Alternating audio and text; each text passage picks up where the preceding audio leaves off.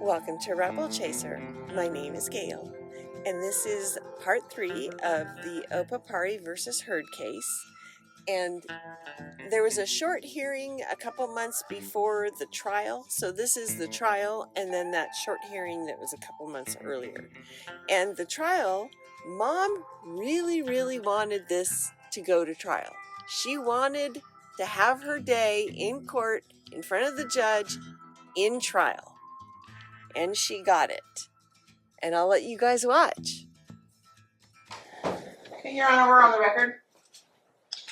We're calling the case number D-21-622-669-C, Opapari versus Heard.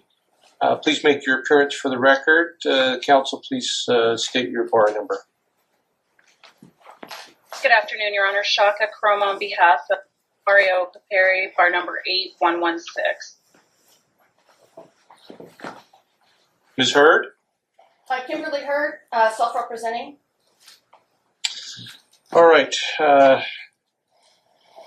Looks like we have two motions here. First is the motion to strike.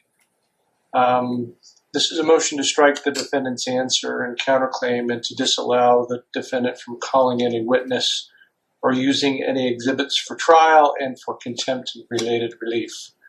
I have bad news for you, counsel. I don't have the power to grant any of that. All that power rests with the district court. So I'm happy to hear your argument on the matter, but I'm inclined to suggest that I would deny the motion without prejudice and allow you to file it in front of the district court because the district court's the only one who has that power. We discussed it at the last hearing, so it's just for the protective order that we're here. But thank you. Okay. All right. So I will, for the record, deny that motion without prejudice. Now, the second motion is protective order regarding the subpoena that was sent to the city of Henderson regarding the plaintiff's employment records from back in 2017. And Ms. Heard, I'm when it's your turn, I'm anxious to hear what claim this relates to. I pulled up the counterclaim in this matter, and the counterclaim you suggest that both you and the plaintiff are fit to be custodial parents, and so I need to understand the information that you're seeking, what it relates to. I know in your pleadings that you're suggesting that it relates to fear that you have that your child will be used by the plaintiff in some way. I don't know that you've made the nexus between that fear and the documents that you hope to get from the city of Henderson. So I would like you to address that when it's your turn. Ms. Chrome, this is your motion. Please go ahead. Thank you, Your Honor. Just so you're aware, I think we're up to 19 pages of a docket in this case. Ms. Heard has sent messages on Facebook that are disparaging to my client. She's stalked him. The police has actually advised my client that if she continues, he should file a TPO. He put recording devices and trackers on his cars. She's jogged by his house, and a few weeks ago, she sat in front of the house and the police had to ask her to move. We have grave concerns that if she were to receive any information, that she would use it not for this case, but for any other purpose. But it's not even germane to what we are trying to resolve in this case. Right now, my client has sole legal, sole physical custody pending trial. The judge has advised her what she can do to work on herself so that she can, obtain some more custodial rights. She's not doing those. She has not made any initial disclosures, and we believe she should receive sanctions pursuant to Rule 37. There's a report and recommendation that became an order where we were granted a motion to compel her discovery responses. She still hasn't responded to those. In January this year, she filed a motion saying that they should have joint physical custody with my client having half the week. And when he didn't agree, then now she's brought forward this claim. And in January, she specifically said, I do not believe that he will sexually assault this child. So now to bring up this claim after failing to participate in any sort of discovery, after losing custodial rights for this child, it's just grasping at straws and, and not giving us any documentation to be able to use in trial at the same time. And even on her items to be produced, he asked for settlement offers and confidential information regarding the resignation. The resignation was in 2017. They did not separate until 2020. And she's had plenty of time, if she was really concerned that there was some problems with him being a father to this child, that she could have brought an emergency motion before the court. Instead, what she filed was, I think we should have joint legal, joint physical custody.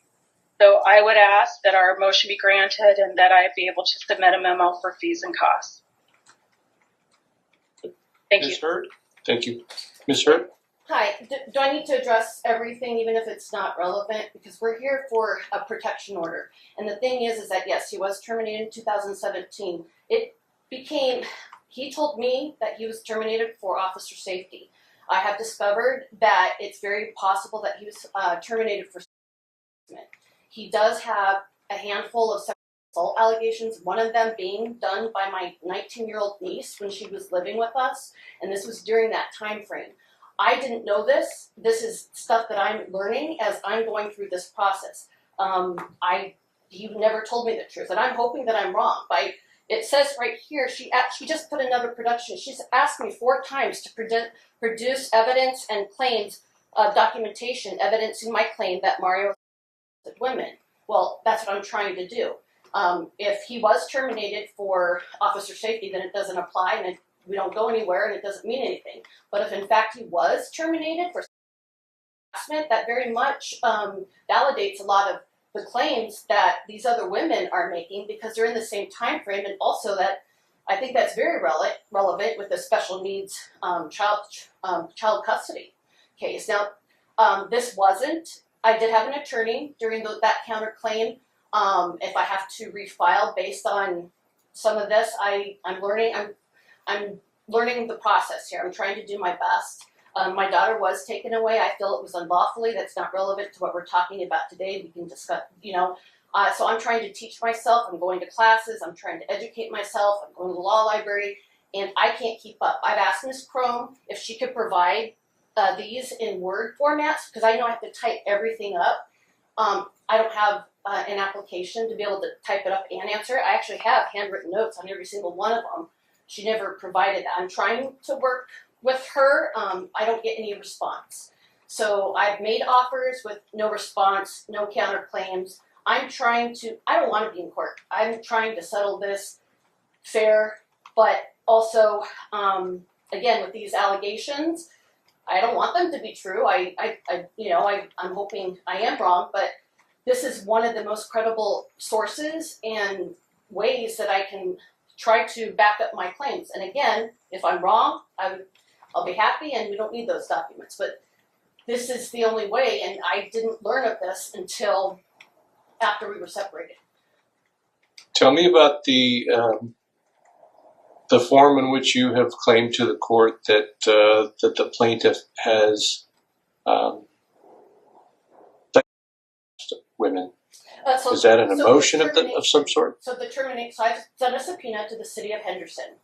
I understand that. Okay. I understand that. So what form? Have you filed a motion? Is there a motion before the court with regard to custodial parent issues? Yeah, we are in pretty heated, high conflict type custody right now. We have an evidentiary hearing in August.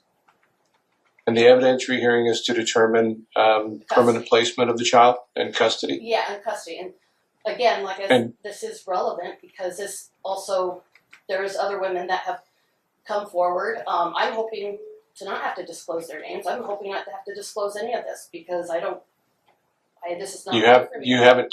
You haven't disclosed their names to Ms. Crome? I have, that's part of the witnesses. So again, I just did a litigation class, and I submitted that back in end of April. So I'm trying to teach myself what I need to do. I've gotten the correct forms. and I'm attempting to get all this that she needs, that everything that she's requesting. I'm a little overwhelmed, but I'm trying. Okay, Ms. Crow. Thank you, Your Honor. As she said, we're trying to prepare for trial in August.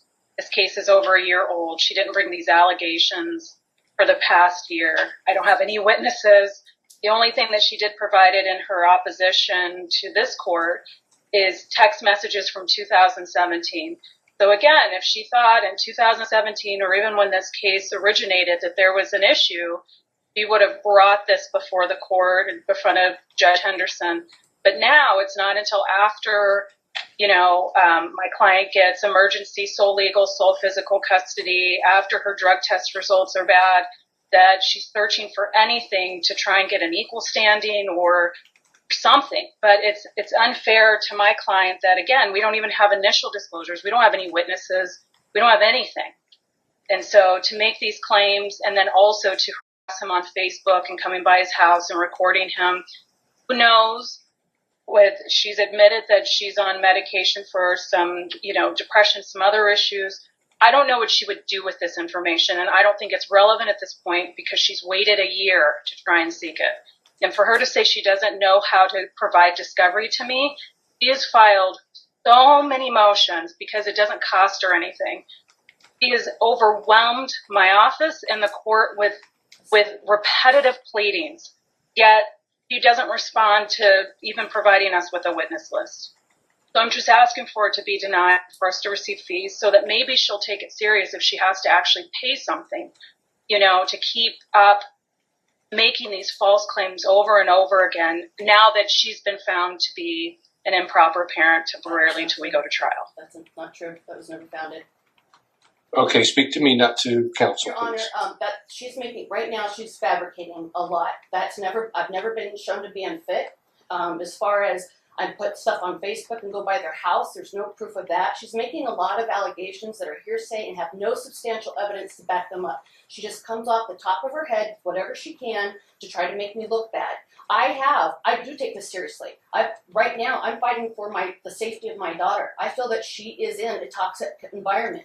This is one avenue that I have to prove. I had an attorney a year ago. I did address this with him. And in fact, I have letters. I submitted them. They should be in the pleadings that you have that I submitted as a response. Letters to and emails from my attorney to her with these allegations and this concern. Why my attorney did not put it in a counterclaim, we were really hoping to not have to go there. But this has been something that's been of concern. It's been in correspondence between me and my attorney Jason Stoffel and Shaka back a year ago, last summer. So yeah, for her to say that's not true either. And I would request that these allegations that she's making, as far as coming up with, that they stop. Unless she has something to actually prove substantial evidence, just making these allegations, and I drive by their house, that I make posts on Facebook. I haven't been on Facebook in probably about 9 months. And that one exhibit that she did submit doesn't even have my name on it. It's supposed Facebook post that I made, but my name's not on it, and it's not date stamped. So, again, she just likes to make a lot of allegations. There's only one way to support any of these claims, and that's to get this subpoena from City of Henderson.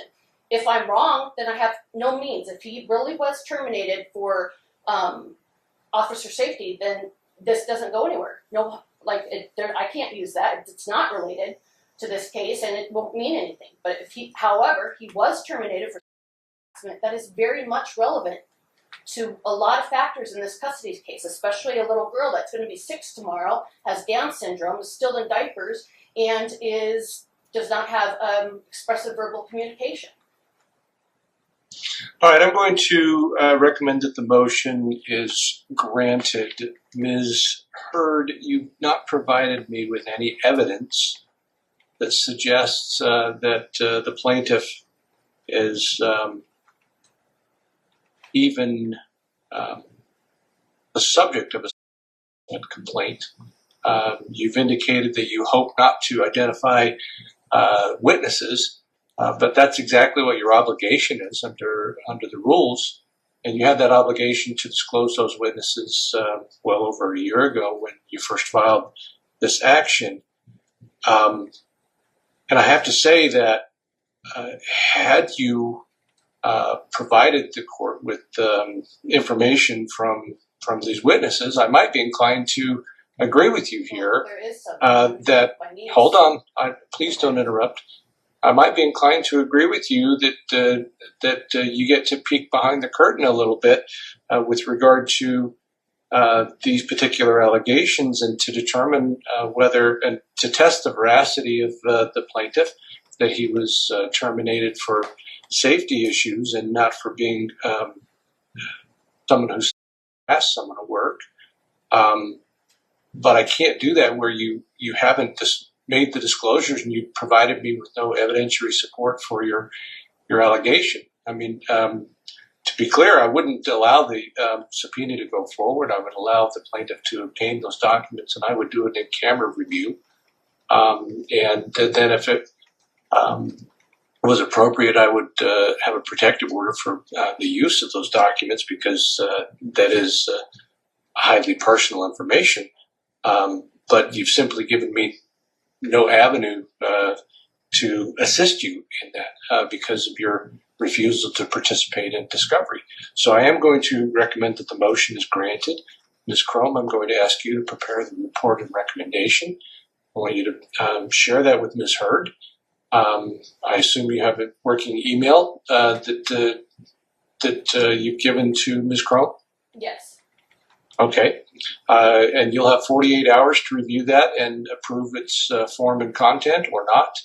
And if you fail to avail yourself of that opportunity, Ms. Chrome will send that proposed order into the court without your signature and without your review. Do you understand that, ma'am? Yes. All right. Very well. Ms. Chrome, you'll have until June 1st to return that report and recommendation to the court. We will set a hearing for 1:30 on June 8th to determine if that's been accomplished. If it has, there will be no need to appear, and the matter will be taken off calendar. All right? I wish you both well. Have a good day. Thank you. Thank you.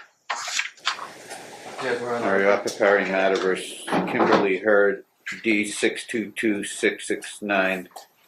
Plaintiff is present in court with Ms. Chrome, and going to attempt to contact the respondent who has not made an appearance, nor did she contact Chambers about any difficulty in appearing, but did file a last-minute motion to continue proceedings.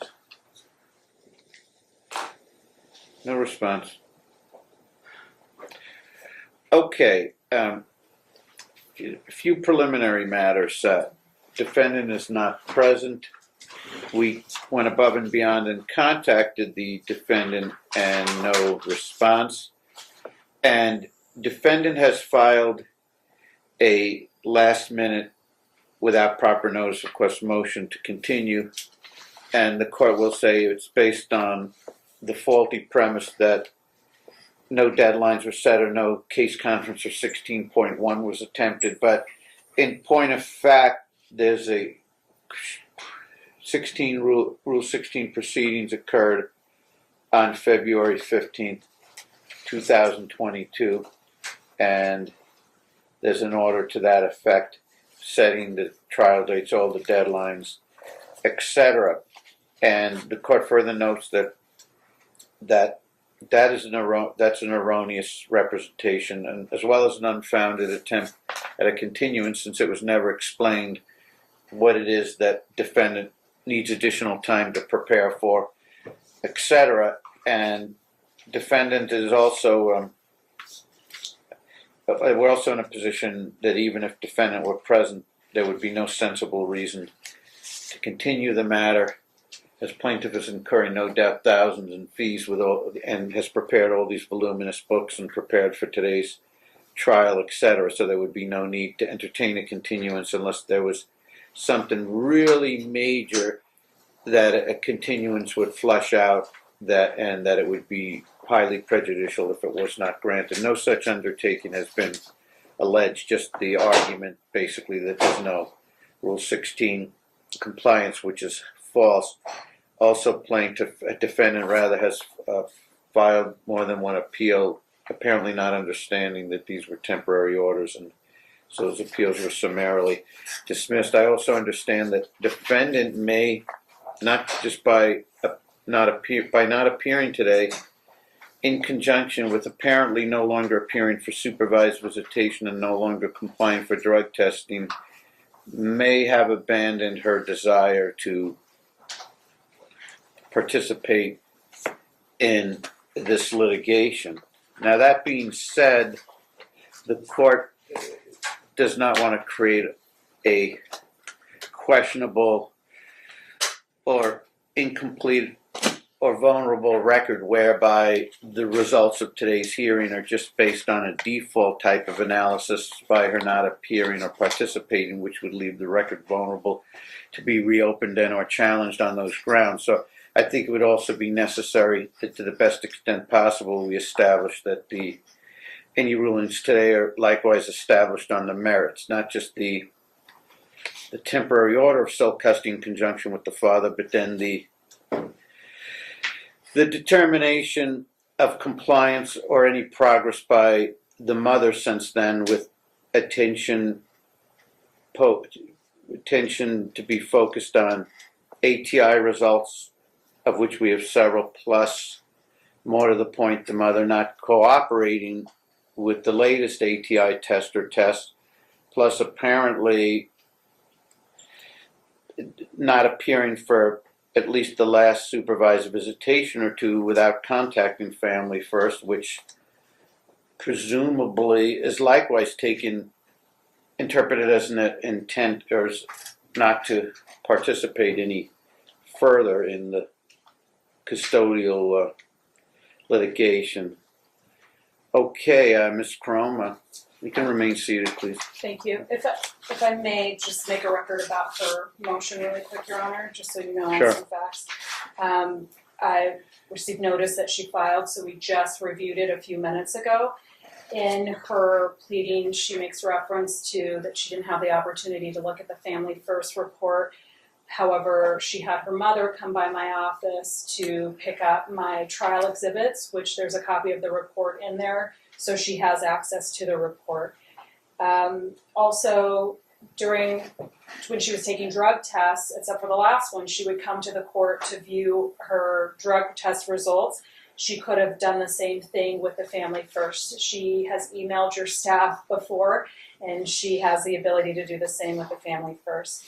I tried calling her yesterday several times and sent her correspondence because I had not heard from her and wanted to see if we could stipulate 2 exhibits. She never returned the phone call. She filed a small claims case against the plaintiff. They actually appeared via Blue Jean this morning. The defendant was present via Blue Jean, and the judge that overheard that matter said, "Don't you guys have court this afternoon?" And plaintiff said yes at 1:30. So she was well aware that we were due here in court today, and she knows how to use Blue Jeans because she used it this morning and is not online with Blue Jeans right now. And I just wanted to make a record that it seems like she's arguing that we should have had a trial sooner than now, but this court has been so gracious with her drug test results and has encouraged her to get herself together so she'd be in a better position to ask this court for joint physical custody and joint legal custody. And so she's had plenty of time to do those things and yet didn't appear for her last drug test.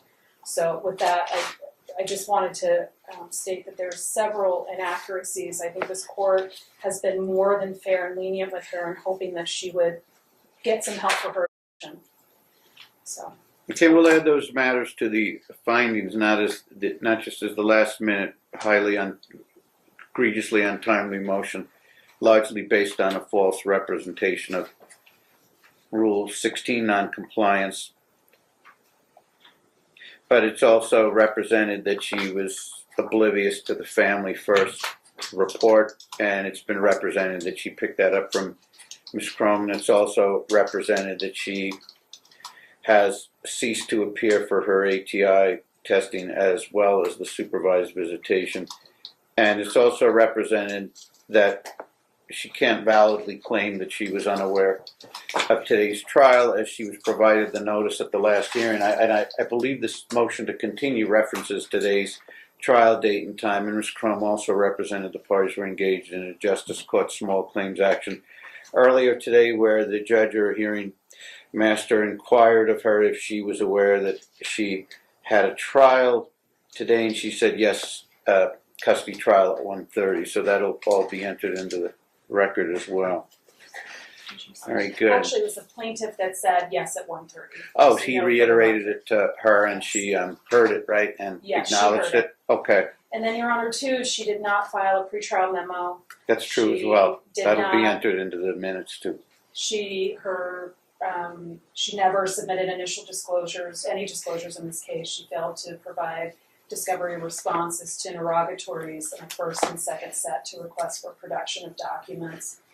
A motion to compel was filed where she was supposed to respond within 7 days of the order being entered, and she never responded, which all caused my client to incur. It appears to be, unfortunately, a misguided situation. It's one of those situations which once in a while, not too often, but unfortunately sometimes occurs with a pro per, and it happened here, where it's clear she's decided not to comply with the court hearings and filing requirements, and instead thinks that she knows better, and that her challenging, her not appearing for court hearings and not making requisite filings, but to instead challenge this court with motions she doesn't appear at in Supreme Court appeals, that she perceives that's the way to go to protect her rights, and that she's otherwise not going to comply with the rules of appearing in court and filing the required paperwork. And it's really unfortunate. I hope she's not relying on advice from somebody or out there, some self-styled paralegal or something. If this is really misguided, I hope she's just doing this all on her own. But based on the nature of some of these filings, I suspect she's receiving some help and probably some advice as well. And if so, it's absolutely atrocious, not just counterproductive advice, but very damaging advice to her. At least it's the way it looks. So I guess we're here for our final custodial determination Yes. with references, whether you want to simply make the representations or you wish Yes. to examine your client, but I guess we do have to walk through Yes. Here, I have one A, more wishes of procedural child of issue. sufficient age, which is not the case. B, nomination of a guardian, which are not really applicable. C, which will more encourage frequent association. C, D, and all interconnected kind of. D, level of conflict. E, ability to cooperate. Then, of course, F, mental and physical health of the parents. G, physical. And we can go through them one at a time Sure. if you prefer. Let's start with make either through your testimony, Yes. him, and or just your representations based on the totality of the evidence, because otherwise I kind of suspect what's coming here is that this was unfair. It was resolved on a default type analysis, even though she put herself in that position, but I want it to be fleshed out well beyond a default analysis where Sure. we can rely on the significant record, not the least of which noncompliance with drug testing, supervised visits, etc. And so Okay. the A, wishes of a child of sufficient age and discretion. You would acknowledge that's not a factor in this case, right? That's correct. B, and guardian nomination. B, any nomination of guardian for the child by a parent is not also likewise not a relevant factor, Right. correct? Okay, C, D, and E, and there's all bleed over between these factors. C is about who encourages a relationship with the other parent. D, Sure. conflict. E, cooperation. So starting with C, to the extent we're able to gauge that or have a track record of it, when they've kind of been under some pretty firm orders, and with supervised visitation, there's really not much room per se to weigh whether one parent rather than the other would encourage frequent associations beyond the court order, because we're on a very restricted supervised court order. So I'm not sure. We have Do you have testimony on anything to mention about that factor? that. We do. Can I get him sworn in and Yeah, then yeah, I'll ask him sure. some questions about it? Please stand up and raise your right hand. You do solemnly affirm the testimony you're about to give in this action shall be the truth, the whole truth, and nothing but the truth under penalty of perjury? Yes, ma'am. And before I start, Judge, just one more procedural issue. Okay. Our Exhibit 4 was a stipulated behavior order that was signed by myself and by the defendant, but I Okay. can't find it entered. If we can have it entered into the court. Was it ever entered, or, No, We I don't know couldn't if find it. okay. Okay. When thank was you. it submitted? Was it submitted as an exhibit or actually submitted to the court It for was filing? actually submitted, and it's old, it's from April. I can, So it was submitted from, April of last year. Oh, it was last submitted. year? Yeah, but I couldn't find it. all right. If it hasn't been filed, we'll go ahead and file it. Okay, great. Very good. Okay, I'm just gonna ask him, I'll take you through a timeline. I don't think It'll we're gonna have address any all the trouble items. with level of conflict, cooperation, physical and mental health, all of that, but this Sure. factor about frequent associations Sure. beyond the limits of the court order, that may not be much we can do with that one per se, but we'll see. Well, there's been a history of, Okay, holding if you by the- feel that factor does lend itself, then Yeah. by all means. so, all right. So you have a minor childhood issue with Kimberly Hurt, correct? Yes. Okay. And when did you guys currently aren't together right now, correct? Correct. Okay, when did you first separate? Separated in October 2020. Okay, and I'm gonna just take you through, and that way you can, it'll address all of the other sub-factors. So when you separated, was it you told her that the relationship was over? Yes. Okay, and then how did she respond? She came. I was at my now fiance's work at the time. She showed up with Aslan, our daughter. Started making a scene and yelling, and then continued to walk out the door with our daughter and saying she didn't want to live anymore, and started walking towards the street, towards Boulder Highway, holding our child in her hands. Okay, and what did you do in response to that? I called 911 and grabbed her. Okay, and did the police officers come out? Yes. And what happened after that? After the police came out, they put her on a legal 2000. The paramedics were called. She was transported to Henderson Hospital, and Carrie was actually just getting off of work, so Carrie came over, grabbed Aslan so she didn't see none of that, and took her to the car. Who's Carrie? My fiance. Okay. And did the police make a report of the incident? Yes. Okay. I'd like to show you, you have the same binder. If you'll look at Exhibit 6. You're in. Have you seen this document before? Yes. Okay, what is this? Incident report from Henderson PD. All right, and is this on the date that you and the defendant ended your relationship? Yes. Okay, what exact date was that? I believe since the time was 12 o'clock in the morning on 10/29, it was rough 10/28, 10/29, right around midnight. And there's a narrative, and it's on date stamp 516. Is that a true and accurate description of what occurred that day? Yes. Okay. Your Honor, I would request to admit exhibit number 6. It'll be admitted. Okay, so did you remain separated from Ms. Hurd after that date? No, we got back together and I tried to work things out with her. Okay, and so was there a date that you finally separated from Ms. Hurd? February 14th, 2021. Were there any other police incidents after you and Kimberly separated? Yes. Okay, when was the next police incident? I believe it was March. Okay. What happened that day? Me and my fiance were out of town. I got a call from my mother that Kimberly broke into the house through the doggy door and started packing up most of Aslan's belongings and rummaging through stuff in the garage. And at that time, I also received an email that there was money stolen, transferred out of my account and Zelle to herself. Okay. And where does your mother reside? My mother resides with me. Okay. And I'd like to show you exhibit number 7, please. Have you seen this document before? Yes. What is it? Incident report for the call that night. Okay, who made a call that night? I called. I was in Kingman. I called the cops. Okay, and that's Henderson Police Department? Yes, ma'am. Okay, and have you seen this document before? Yes. Okay, is this exhibit a true and accurate depiction of what happened that day when she broke into your home? Yes. Okay. Your Honor, I move to admit exhibit number 7. Admit. All right, so let me just ask you, after you and Kimberly separated on February 14th, 2021, what was your visitation schedule with your daughter? I didn't have them. She withheld her from me.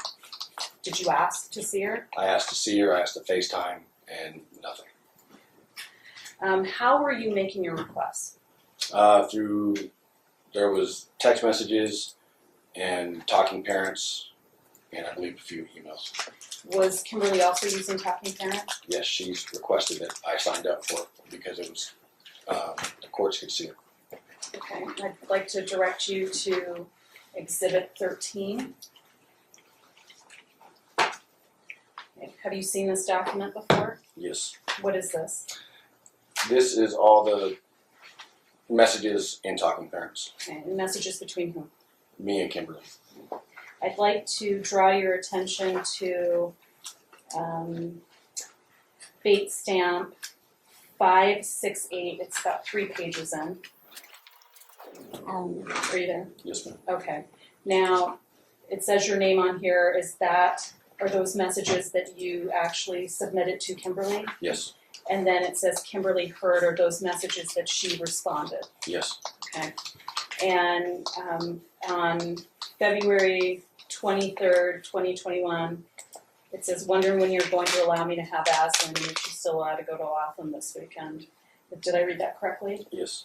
Is this one of many messages that you were asking for your daughter? Yes. Okay.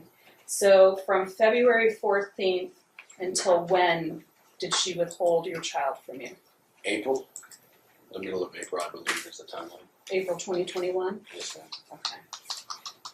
And you also said that you were trying to FaceTime with her as well. Yes. And what were some of the reasons, if you could explain to the court, that she would give you for not allowing you either to see her or to FaceTime with her? She would just say that she didn't want my fiancé around, which she wasn't, and she kept calling me abusive and hostile, and I'm a bad person and a bad father. Okay. And, Your Honor, I would ask that Exhibit 13 be admitted into evidence. It'll be admitted. Now, after March 22nd, 2021, were the police involved in your exchanges with Kimberly at all?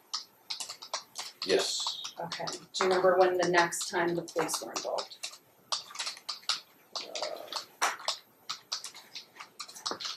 If you don't, I I can. don't. Okay. If I showed you a document, would that help refresh your recollection? Yes, ma'am. Okay. If you could look at Exhibit 8, please. Okay. Does that refresh your recollection? In October of 21, yes. Okay. So can you tell the court what happened on October 22nd, 2021? We went to the fall festival at her school. Kimberly asked me if she could take Aslan. Just specify. Read it. Go ahead. She asked me if she could take Aslan instead of meeting up to do the exchange because we both were going. I agreed. We got there, and Aslan was enjoying the festivities, and we went into the library to look at the book fair. Aslan didn't want to be in there anymore, so Aslan grabbed my hand and we walked out. She came out. Kimberly came out, caused a scene in front of everybody, started yelling at me. Then she proceeded to take Aslan to the restroom. And after about 15 minutes, I went to go look for him, and the stroller and Aslan and her were gone. And do you now know where she went with Aslan? She went to her house, to the place she resided at the time. So what did you do in response to Kimberly leaving with your daughter? I called the police, they came to the school, told them the situation at hand. They asked me if I would want to be escorted over to the house to pick up Aslan, and I said yes. So what happened when you arrived at her home? We got to the house, the officers went up to the door while I stayed by the car, and she refused to hand over Aslan because they said it was a civil matter. So whose day was it to have visitation with Aslan? It was mine. And did you end up getting her that night? No, ma'am. Now, I'd like you to look back at Exhibit 8. Have you seen this document before? Yes, What is this? a police report. Okay, and the police report, who contacted the police that day, did you say? I did. All right. And does this police report, is it a true and accurate depiction of what occurred that day? Yes. Your Honor, I asked for Exhibit It'll be 8 to admitted. be there. Thank you. Okay. Now, have there been any instances, other instances where you've had to contact the police due to Ms. Heard's actions? Yes. Okay. Can you tell me about another incident? When she put trackers on her purse, Okay, so tell the court about. I believe in September of 2021, my fiance Carrie was going through packing up Aslan's diaper bag, and she noticed a sewn-in pocket that had a voice recorder into it. She let me know about it, so I went out to our vehicles to check for trackers, and there was a tracker under each one of our vehicles. I would like for you to turn to Exhibit 14. What is this that I'm showing you? That's a picture of the tracker attached to the heat shield behind the muffler on Carrie's BMW. Who took these pictures? I did.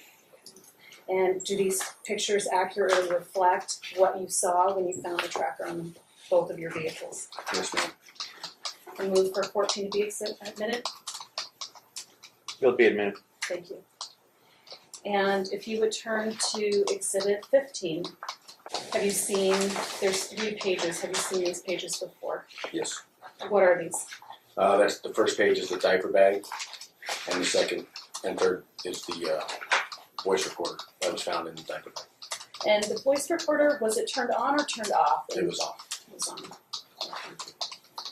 So, and who took these pictures? My fiance. And do they accurately depict what you saw that Yes. day? Okay. I move for Exhibit 15 to be admitted. It'll be admitted. Now, did you file a report with the police regarding the tracking under the vehicle and the recorder and the Yes. diaper bag? You did. And what is the status of that case? Right now, it's an open case pending a warrant, pending judge's signature. And I'd like to turn your attention to Exhibit 17. Have you seen this document before? Yes. What is this? It's off of Court View. It's the docket for Henderson District Court, I believe. And who's the defendant? Kimberly Heard. And what is this docket related to? This is related to the tracking devices and the recording device. I move for the admission of Exhibit 17. It'll be admitted. And you mentioned in your testimony earlier that Kimberly had removed funds from your bank account. Yes. Okay. Was she an authorized user on your account? Not after we separated. And does she have your permission to remove funds from your account? No. And approximately how much did she remove?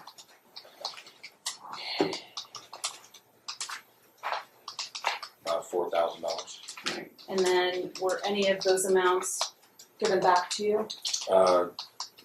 Chase refunded $2,000 that she Zelled to herself, and Chase also stopped payment on the two $725 payments to her credit cards. So about how much did she keep of your money? $500. I'd like for you to look at Exhibit 57. It's in the other binder. And what is this document? Bank statement, Whose bank statement? money. Okay. Do you recognize it? Yes. Is it true and accurate depiction of your transactions in your Yes. account? Okay. I'd like to show you exhibit MO000230, which is the second page. Okay, and you just testified about Ms. Hurd taking money from your account. Are there any entries on this statement that depict the money that she removed from the account? It shows on this page, it shows the reimbursement back to myself on April 1st, and on the previous page, it shows the $325 online transfer to another checking account that I had, and the $2,000 payment to her through Zelle. Okay, so why don't you start with the most, like, the top of the page and go down. What are the dates and the amounts that she removed? On 3/19/2021, she transferred $325 to my other checking account. Did she have access to your other checking account? No. No. At one point she did, but Okay, not after we broke up. okay. Then the next one. On 3/22, she Zelled herself $2,000. And then review the transactions on the next page, please. On April 1st is when Chase reversed the Zelle payment. Okay. Your Honor, I move to admit Exhibit 57. It'll be a minute. So, did you file a police report? Yes, All right, and what was the result of your filing of the police report? that is still an open case. Okay, I'd like to turn your attention to Exhibit 16. Have you seen this document before? Yes, ma'am. And what is it? A court docket off court view. Okay, and which court is that? District Court, Henderson? No, I don't think so. If you can look at the top of. I think it's. Yeah, I think it's Justice. Oh, Justice Court, I'm sorry. Okay, and who is the defendant in this case? Kimberly Hurd. And what is this case related to? Theft of the money The money from you? from my bank, yes, ma'am. Okay. And Your Honor, I would move to admit Exhibit 16. It'll be a minute. Okay. Since you separated from Kimberly, has she ever shown up to your house uninvited? Yes. Okay. Can you tell the court about one of those instances? She came by the house when I was at work and parked right behind my fiancé and was questioning where Aslan was and who was with Aslan. And about when did this occur? Around April of 22, I believe. And was this a day that she was scheduled to have your daughter, or you were scheduled to have her? No, it was a day I have. Okay. And in response to her refusing to leave, what did you do? Carrie called the police. Okay. And was there an incident report? Yes. made? Okay. I'd like to turn your attention to Exhibit 10. No, I'm sorry, Exhibit 9. Have you seen this document before? Yes. What is it? Incident report. Okay. And does it accurately reflect the events from that day? Yes. Your Honor, I move to admit Exhibit 9. Excellent. So a minute. I'd like to turn your attention to Exhibit 10. Have you seen these photographs before? Yes. What are they? Pictures of Kimberly sitting behind Carrie's car in front of my house. Is this the same day that the incident report was made? Yes.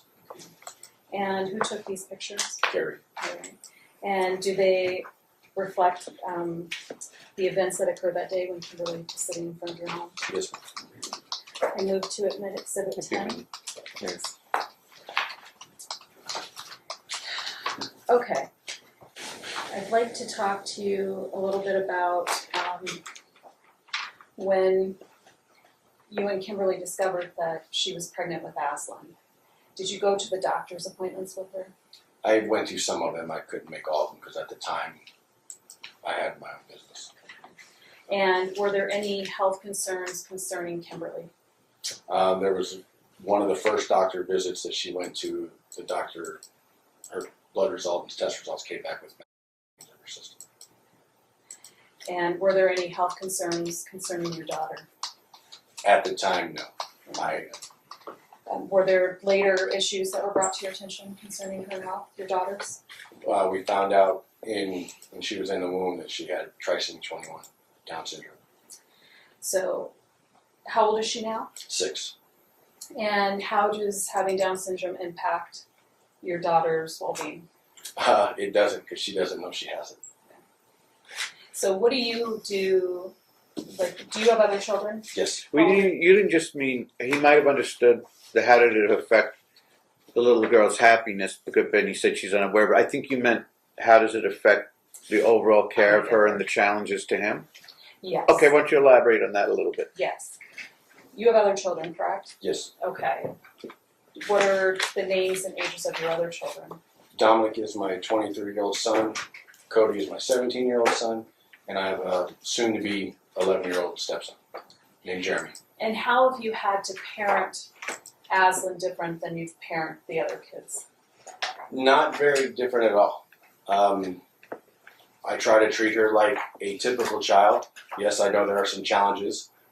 She's still working on potty training, but she's very self-sufficient.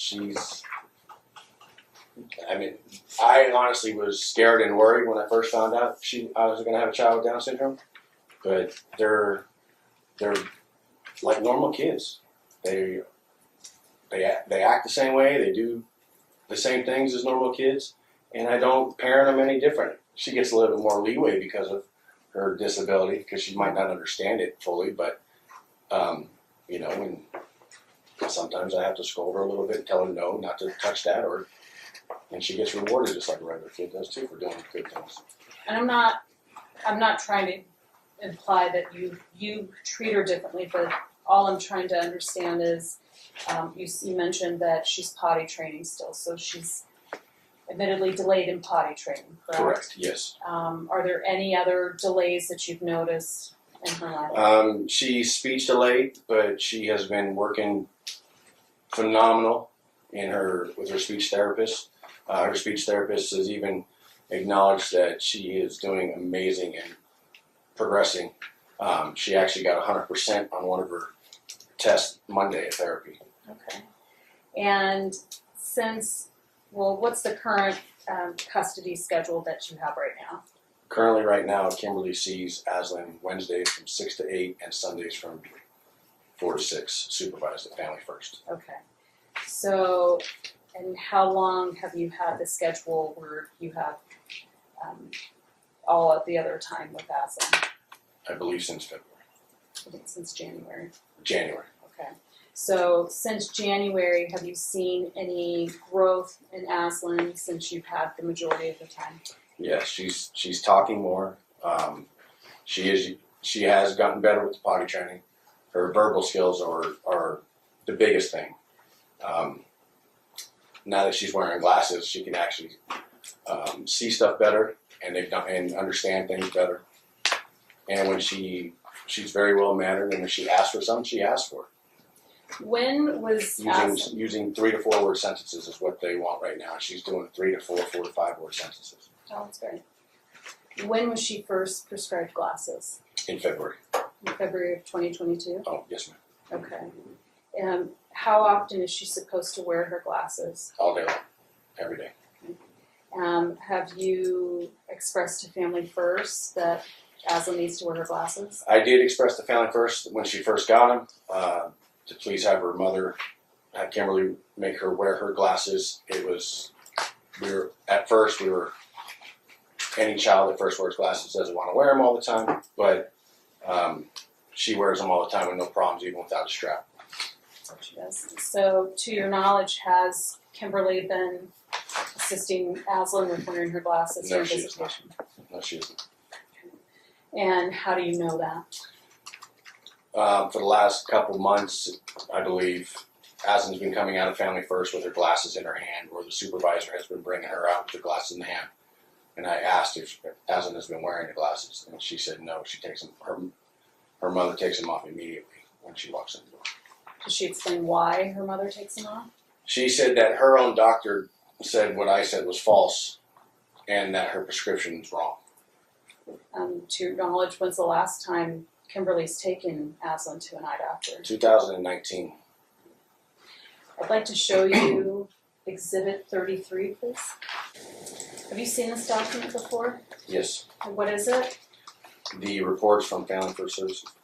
And have you had a chance to read through it? Yes. Okay. Do you believe that it accurately depicts what you know about the visitation occurring at Family First? Yes. Your Honor, I'd ask for Exhibit 33 to be admitted. Wait a minute. Okay. You mentioned a little bit ago that Kimberly tested positive for when she was pregnant. Yes. Okay. To your knowledge, has she tested positive for any other time during these proceedings? Yes. Okay. And when about was that? November of 2021. Okay. I'm going to show you. You'll review Exhibit 24, please. Have you seen this document before? Yes. What is it? Toxicology report from, excuse me, ATI. And who submitted for the test? I did. No, not paid for it. Oh, who submitted the courts? No. The name of the person who took the test? Oh, who submitted the test? Okay. Kimberly Heard. Okay. And so you paid for the test? Yes. Okay. And is this the test that you were referencing that she tested positive for? Yes. And what else did she test positive for? And And was that in urine, hair, or both? both. Your Honor, I move for the admission of Exhibit 24. Be admitted.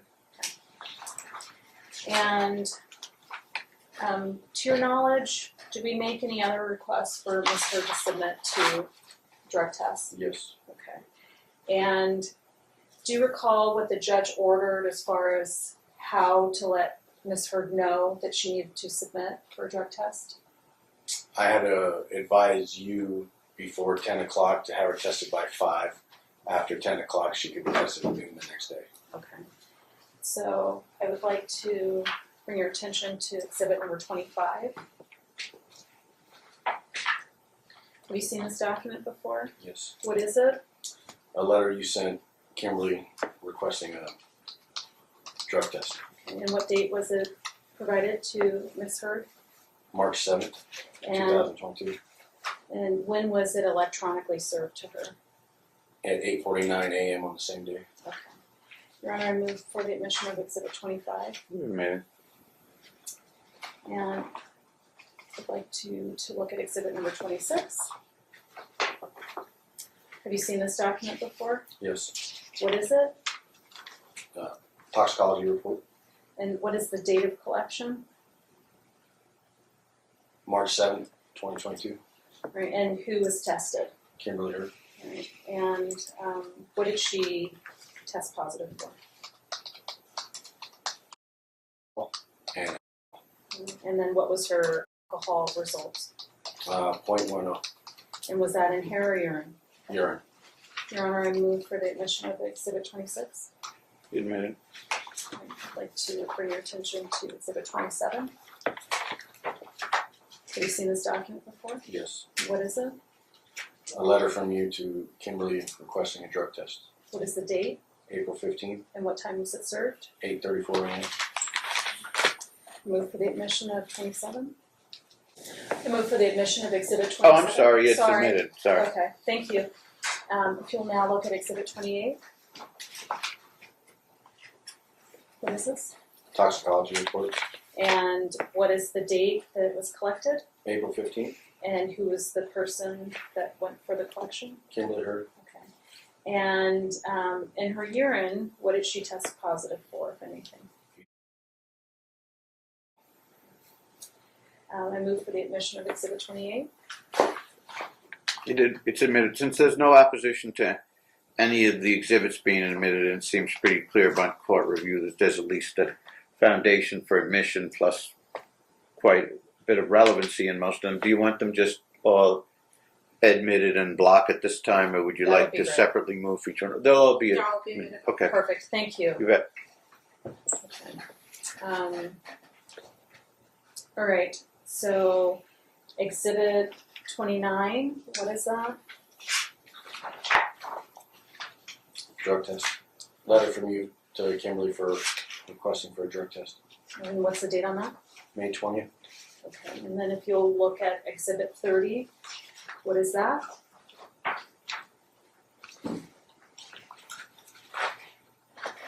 Toxicology results. And what's the date that it was collected? May 20th. And that was from Ms. Hurd as well? Yes. And then if you'll look at exhibit 31, what is that? A letter from you to Miss Hurd for a drug test. All right, and I'd like to point your attention to date stamp MO000899, which is the proof of service. Was Ms. Hurd served a copy of this letter? Yes. And what date and time did she open the letter? August 4th at 2:47 p.m. So is your understanding she's supposed to test on August 4th? Yes, because the letter was sent at 9:51 a.m. Okay. I would direct your attention to exhibit 32. You've seen this document before? Yes. Okay, what is it? A letter from the toxicology department. Stating what? She didn't show up.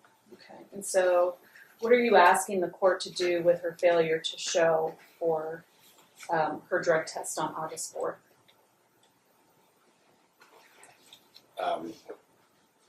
Continue to let me have sole legal custody and physical custody.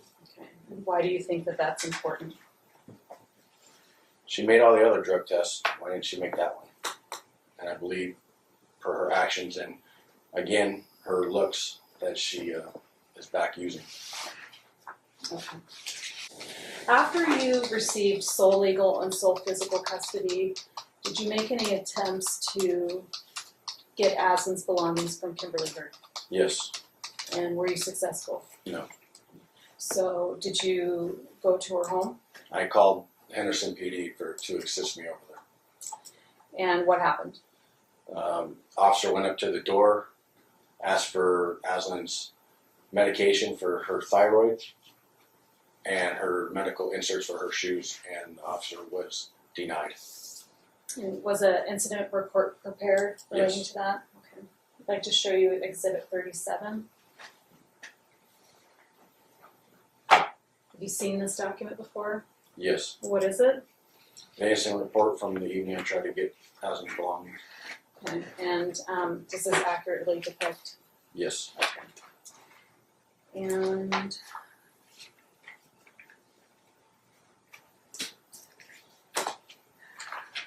prior to using Family First, was there another location where you were allowing Kimberly to see your daughter?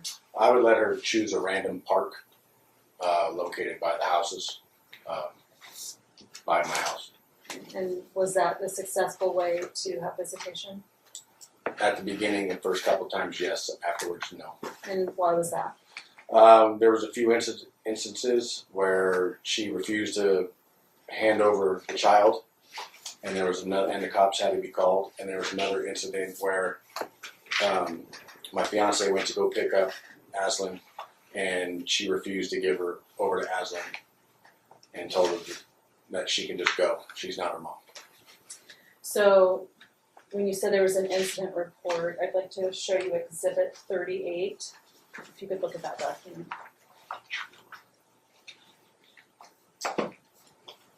Have you seen this before? Yes. Okay, what is it? Incident report from the evening of February 10th. No, I don't think it's February 10th. Or, I'm sorry, February 9th. I'm looking at one of the process. February Okay. 9th. And what is this incident relating to? I was watching Aslan play with Kimberly. She decided to walk off and walk over by the lake with being out of my line of sight and not letting me know that. And I had to look for her. And when I found her, I questioned why she did that. And she said she can do what she wants. And I said, okay, well, if that's how it's going to be, then I will take Aslan. We can go home right now. And she said, no, you're not. She turned and walked away. And I was afraid that she was going to take off with Aslan, so that's when I called the police. Do you currently have health insurance for Aslan? Currently, she's on Medicaid. She's on Medicaid, okay. And is your desire that as long as she can stay on Medicaid, she will, but if not, then you'll secure health insurance? I can get help. She can be put on my health insurance. Okay. And the payment of the premium, how would you like the court to divide that? Half. Yeah, that each party pay half? Yes. Okay. Now, does your daughter receive SSI benefits? Yes. And who receives the benefits on behalf of your daughter? Kimberly. Is it true that she receives $841 a month? Yes. Right. Now, since you've had sole legal, sole physical custody from January 2022, have you received any of those benefits for your daughter? No. Even though the court has ordered her to tender them over, has she given you any money? No. Have you received any child support for your daughter? No. Okay. So from January 2022 to the present, are you requesting any back payment for child support? Yes. And what is Kimberly's educational background, if you know? She has a bachelor's degree in psychology. And what other jobs has she had that when you guys were together? She was a model, brand ambassador, bartender. Has she ever had a job in the legal field? She was a paralegal before we started dating. And what amount do you think she has the ability to earn? Probably $25 to $30 an hour. So are you asking the court to impute income to her? Yes. How many drug tests did you pay for with ATI? 4. And do you remember how much each one cost? $126 And what are you asking relating to your payment of the drug tests? reimbursement. Now, early in the case, we had a meeting with Kimberly and put together a holiday plan that was filed. Are you asking the court to utilize the holiday plan that we submitted to the court? If she can prove to the court that she's suitable to have non-supervised visitations down the road. Okay, but for now, what do you want the court to do regarding her seeing Aslan on holidays? Do it at Family First Services. Supervised. And in the proposed holiday schedule, there is a requirement that if you travel, you provide the address and telephone number and ticket information. Do you understand that? Yes. Okay, and are there any modifications that you're requesting regarding the itinerary requirement? I request that she doesn't have to have addresses or phone numbers of places that I may be staying due to the fact that I don't, with the stalking and the trackers and her ability to research things, I don't need her to know where family and friends live. So what's the last trip you took with Aslan? We went to Minnesota. And who did you go and visit? Carrie's mother. Did you feel comfortable giving her Carrie's mother's address? No. And why not? Because I think she could figure out a way to say Aslan got hurt while she was on her property and try to sue her and go after her mother's house.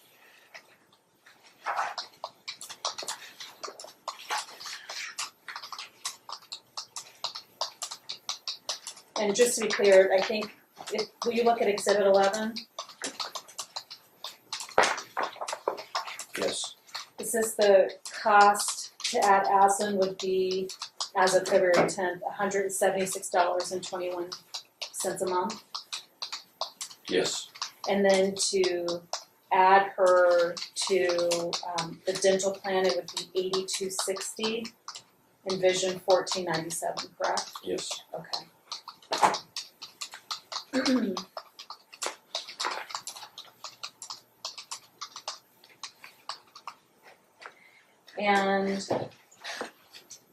I just want to be clear, if you'll look at Exhibit 20. Have you seen this document before? Yes. Okay. And what is this? It's a letter from Social Security stating that Aslan gets $841 in SSI. And since January, who has made most of the medical appointments for Aslan? Myself. And have any appointments been canceled or rescheduled since January to present? There was one, her orthopedic had to be rescheduled, excuse me, because I called to verify the appointment and was informed that Ms. Hurd called the doctor's office and canceled that appointment and made an appointment with another doctor. The previous doctor she was going to, who was no longer at that office. So I rescheduled that appointment for the same time. Did she ever tell you why or what was not sufficient about the doctor, or if she wanted to take a different tact, or she? No, so Or was it just purely a control thing, basically? I believe it was a control thing, Okay. Your Honor. Okay. So there was no pretense even that, well, this doctor can pursue this while this one can't, or anything like that, or I don't agree with this one's diagnosis, nothing like that. Just No, this was just a routine checkup on her Okay. orthopedic inserts. very good. Thank you. How do you feel that the dates, scheduling time for Kimberly to see the minor child at Family First have been going? I personally would like, I don't like Sundays, only because it hinders doing things with Aslan for a weekend, especially out of town. To your knowledge, is Kimberly employed? No, Has she been employed during the inception of this case? no. So what are you asking the court to do regarding the scheduling visitations? To move the times from Wednesday and Sunday to Tuesdays and Thursdays from 6 to 8 p.m. And where would you like it to occur? at Family First Services. You know, I'm wondering if usually if someone doesn't appear, they're not going to cooperate with the structure of some court-ordered supervised visit. So it may be best to just indicate that until we return to court, Dad will control or decide Mom's contact as long as he does so responsibly and fairly, and that if she wishes to establish a specific supervised visitation schedule, she can come to court to do so. Otherwise, it sets him up to have to spend money and time to drive over and wait somewhere with his daughter at a place where someone's probably not going to show. Because people who intentionally blow off court hearings where they're on supervised visits don't cooperate with any future such visits. She didn't cooperate with the last couple. So unless you prefer it, it doesn't matter. One way or the other. Whichever Yes. way you prefer. That's what we would prefer. Okay. Last thing that I wanted to ask you about is regarding attorney's fees. What are you asking the court to do? To reimburse me? Okay, so you're asking to be able to submit a memo, fees and costs. Yes. And do you believe that she has the ability to pay attorney's fees? Yes. And how so? She has the ability to work. And she's also right now has my daughter's SSI money. But my daughter shouldn't have to pay for her attorney's fee or for her spending. How much is that derivative? How much does that benefit the Social Security disability? It's $841 a month. Okay. Your Honor, I don't have any further questions. Very good. I don't think I do either. It seems to have been covered very thoroughly. So, based on that, did you wish to? Let's walk through it. Sure. Based on all of that, sole legal custody. Number one, sole legal custody, sole physical custody to the father in this custodial order. Number two, Dad to determine Mom's contact until future order. And I think the reason that's best, you can add in there that the court, based on her apparently abandoning her interest in participating in this litigation, plus blowing off, but not availing herself of the prior last couple or last one or two supervised contacts, as well as not appearing for the last test would tend to indicate that she's not going to know of or cooperate with any supervised visitation order. So why inconvenience and create problems for him where he has to work something around his work schedule and drive down here and get his daughter ready for and disappoint her greatly for contact, which isn't going to occur. So maybe it's best if I don't know, if mom calls, if she puts her on Aislinn on the phone or some video conferencing or whatever. Has she been calling at least on the phone or for video conferencing or anything? No, sir. She's No. only tried to FaceTime her daughter like 4 times since January. It's extremely unfortunate. At this point in time, as far as support, mom was to pay on a temporary basis the supervised visitation fees in lieu of support. However, we don't have supervised visits at this time.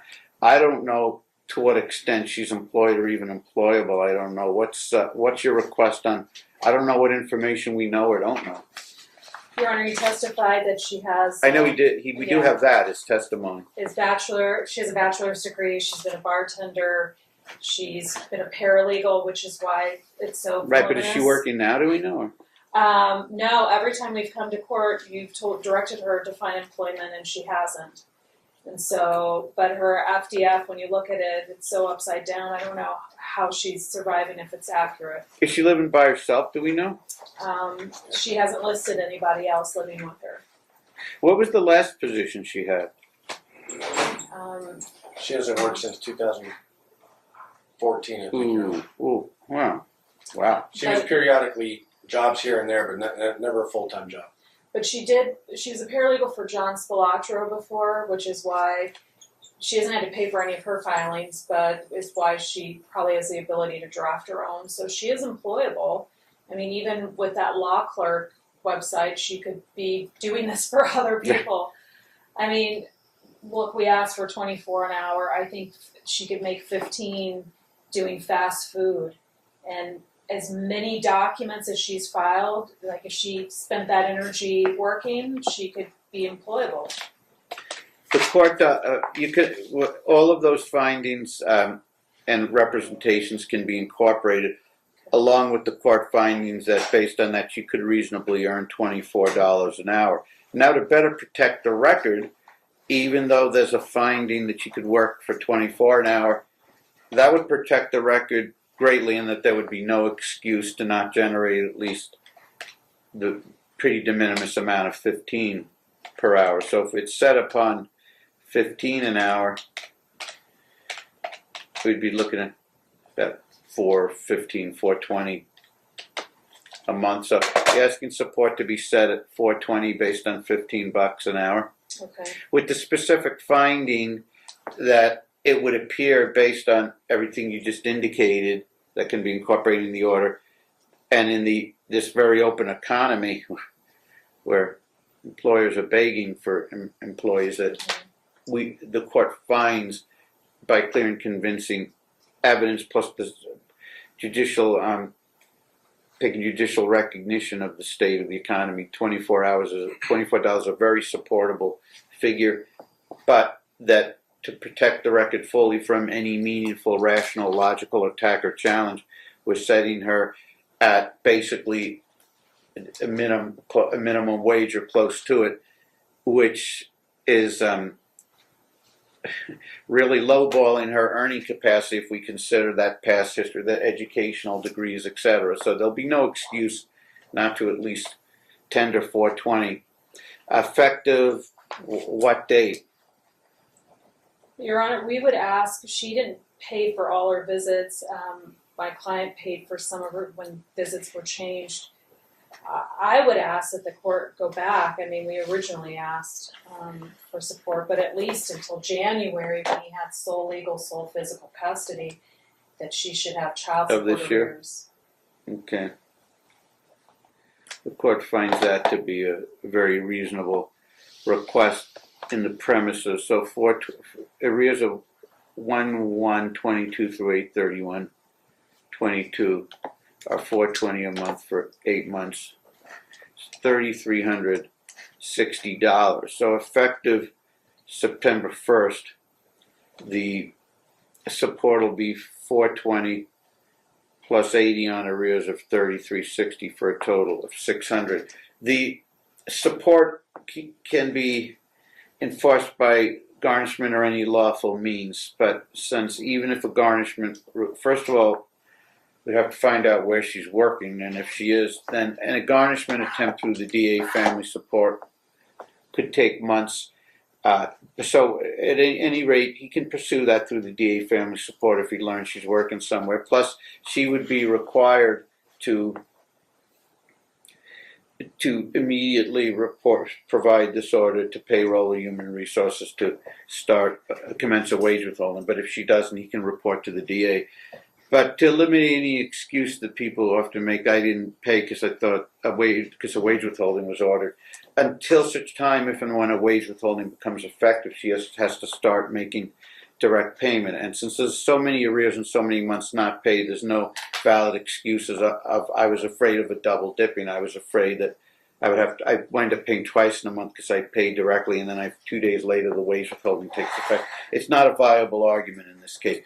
The 180 arrears is a little high, but the court's setting it a little higher than usual, in part out of basic fairness or equity, because the support is probably set on the far low end of her capacity and probably below her earning capacity. Okay, so Father, to the extent that taxes is a concern, of course, Father claims for tax purposes. And you indicated this is a Medicaid It is. case, so the 30-30 rule would apply there. Now, aside from all of that, is there anything else beyond the attorney fees issue? Your Honor, is there a date until the wage withholding is in place? Is there a date that child support's due? Child support, the arrears are from 1/1/22 through 8/31/22 at 420 at $3,360. So effective, the next payment, which is due September 1st, will be the 420 principal amount plus 180 on those arrears of 3360 from 1/1/22 through 8/31/22. So that starting September 1st and then the 1st of each month thereafter, Okay. it's 600, which is 420, and then 180 on Okay. arrears. I mean, obviously, you've prepared him for the realism of how effective or how long it may take till things are straightened out to the point where she's acting responsibly, paying the support, all that. It may be it may or may not be effective. Just like the attorney fees, I'm brimming over with optimism that there be any meaningful compliance on that, if any, but you are entitled. And it can be true in some cases. There's a reversal of fortunes and people pull their lives together and a year or two down the road are far more responsible than they were, in which case collecting the support and attorney fees becomes much more viable. So these orders are really in place, not so much for the here and now, but in the hope that hope springs eternal if her situation really improves and she gets going on hops on board in the future. That said, if you're suggesting an attorney fees amount, the court can entertain it at this time, providing that with the order that you submit simultaneous with that, either a separate matrix with cover explanatory material, or you simply incorporate into the order the findings relative to Brunzell. That would probably be sufficient and would eliminate the need for a collateral material or matrix or memorandum. So if you indicate an amount now and the court conditionally grants it, in the event that you can simply provide the Brunzell material, which would be your material about your We'll you don't have to. You can either submit it separately or you can keep it clean. If you want to keep it just in the context of the divorce, here's your experience, training, success in the law and all that, plus the factors of what work was necessary and that it was what orders were granted, how favorable the outcome, what hourly fee, all that. If it's satisfactory, which it usually is, the court usually will sign and say that's sufficient.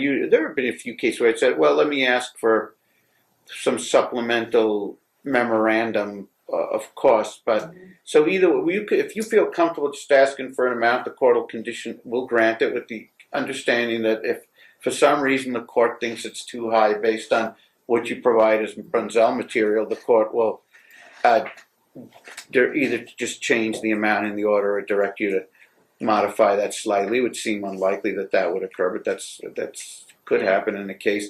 With that said, do you know what you're requesting so far? Your Honor, I would rather submit it Okay. with everything that we did, and Okay. that way I can serve her and we have it completely submitted. Okay, if you want to handle that separately then. Yeah. And then, You can file a memorandum of fees and costs, leave a blank in the custody order for the attorney fees. The court will fill it in as long as it's now the custody order should refer back to the Brunzell factors in the filed memorandum of such and such date. So you would either need to reiterate and retype all that, which probably isn't necessary, or at least refer back to the memorandum and the filing date. Because sometimes a court of review might say, well, okay, you gave this person the money, maybe it was appropriate, right. but you didn't tell us. And then the attorneys or the judge says, what do you mean we didn't tell him? We had this separate memorandum of fees and costs.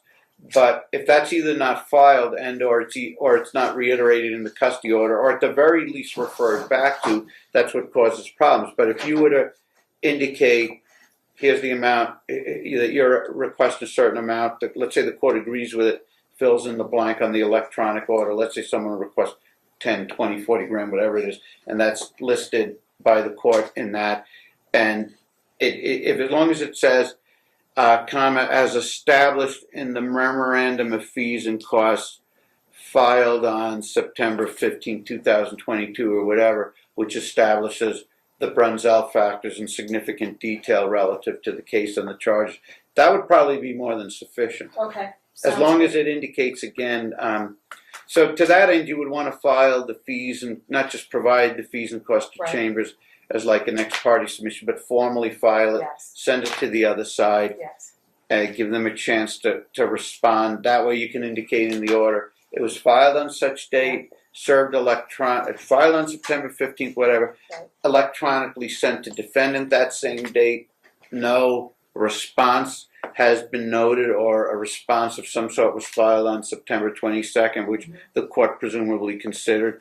And based on that, we're requesting this amount, and then in the order itself, you would leave that blank that plaintiff was awarded attorney fees and blank, comma, based on the memorandum of fees and costs and all the detail as filed on September 15, 2022, or something like that. Sure. Okay. Very Your good. Honor, there's only one other issue, which is the order that the SSI payments would go to plaintiff. You've ordered that 2 other times, but I'm asking for the payments from January through, by the time we get this order signed, we'll have received the September payment. And so, Yeah. Oh, yes. Thank you. The order is that immediately. I don't think you're that immediately, as to the very next payment that is to be processed, whether that's the September 1st payment or the October 1st payment, that upon presentation of this order to Social Security Disability, that the payments are immediately routed from the father to the mother. Now, you kind of want to, I don't know when the payment's going to be received in September, but right. the sooner this custody order is, and there's a lot of material in this custody order, I understand that, and you've got a gazillion other cases, but the sooner it's prepared, the better, because Right. if it can't be prepared before September's payment, that's just the way it is. But if it can be prepared before October's payment, that's great. So because the point being, you'll also have a clause that she has to reimburse him Right. for the months since he received custody, which would be what, January or what? January Yeah. through the August. So, but just as a practical matter, trying to get blood from a turnip, it's the problem. So, with the understanding that the September payment is ordered to be made directly to him. Now, if you want to prepare a separate, since the custody order, yeah, it could take some time, obviously. Right. You got a gazillion other cases, it could take weeks. But maybe a short 1-paragraph order just indicating, directed to Social Security, and indicating the Social Security disability relative to this matter, that the September payment or whatever the next payment is, from here and on after will be given to the father, which indicates that the payments from January 1st through August 31st, 8 months of payment, presumably $6,648 that she would owe by reimbursement, because it's 8/31, right? I have one correction. I looked at her FDF that was filed May 21st, 21. For January, it was $794. And then the letter that we put on the record, it increased February to $841. 841 or 831? 841? It's 841, yeah. Pardon? 841. 841. Okay. From February through August. Okay. So from February through the end of August, we have $5,887 and then $794 in January. And you can delineate that out in the order. So that leaves us with $66.81, and you can delineate that in the order that shows the Social Security reimbursement from 1/1/22 through 8/31/22, and it's calculated at $794 for January, and then $841 for each of the ensuing months. Let's just double check that again. And it's Exhibit 20, that was the... Okay, and we increase? can reference that. Okay. So $58.87 for that 7 months plus $794.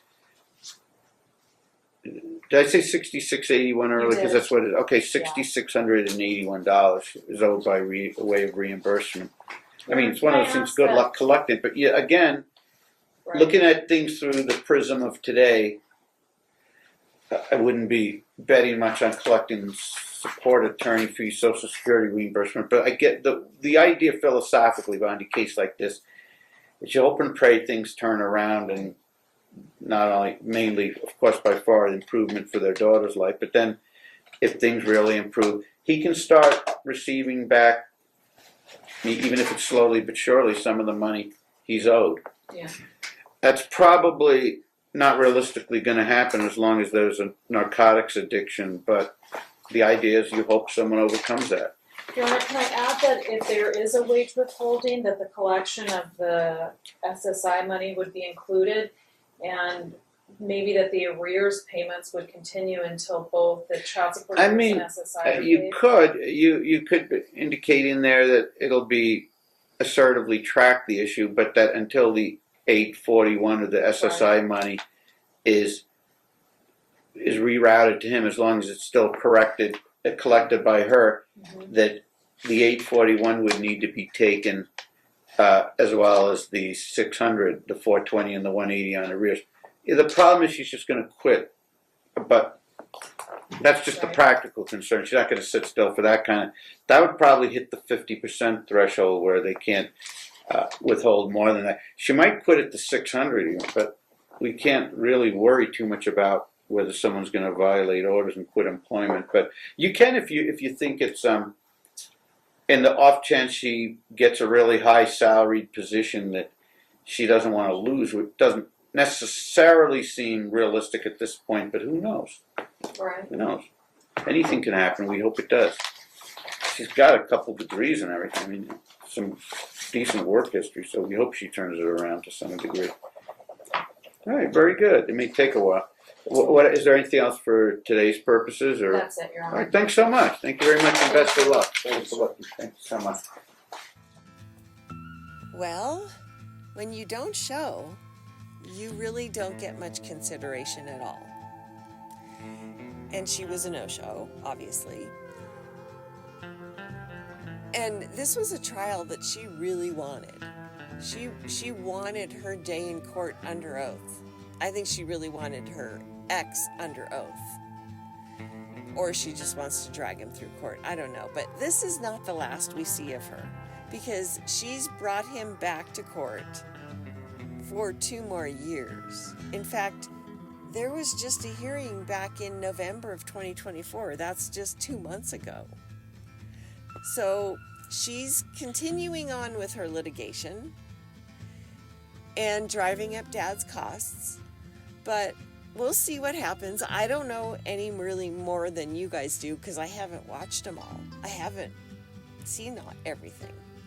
And some of the hearings are short, some of them are longer. But there's actually 2 more trials. I think there's at least 2 more trials to go through. So she comes back more and more and more. And the one question I have from that whole hearing is, why would mom make the little one take her glasses off in her presence? For what purpose? If she can see better with them on, why make her go through that?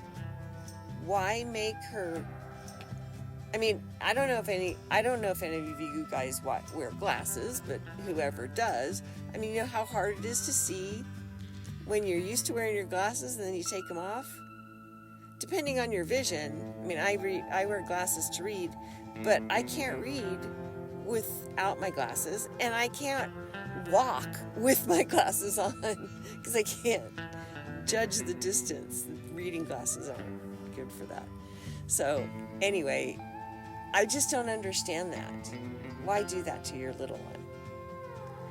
So there'll be more. This is only part 3. There's a whole lot more to see. So thank you guys so much for watching, and I'll see you next time.